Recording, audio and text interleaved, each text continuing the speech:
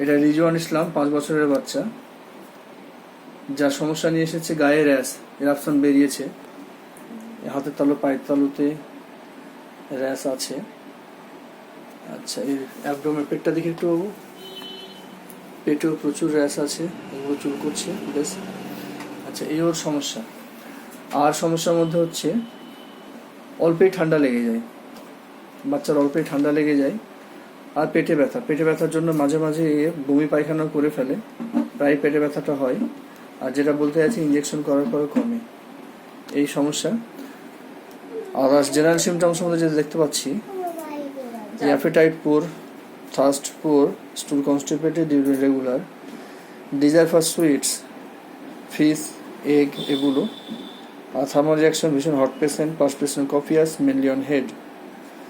Bathing aversion, স্নান করার সময় বলতে চাইছিল মা যে ভীষণ কাঁদে বাচ্চা, তাই বললেন তো?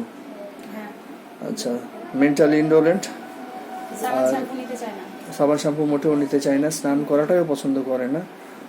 আচ্ছা, এই হচ্ছে সমস্যা। আর স্কিনের র্যাশ মাঝে মাঝে আসে। এইসব সিমটমসের বেশ করে ওকে ব্রিমস্টোন প্রেসক্রাইব করা হলো। আশা করছি ওর যে সমস্যাগুলো আছে সেগুলো সবই দূর হয়ে যাবে।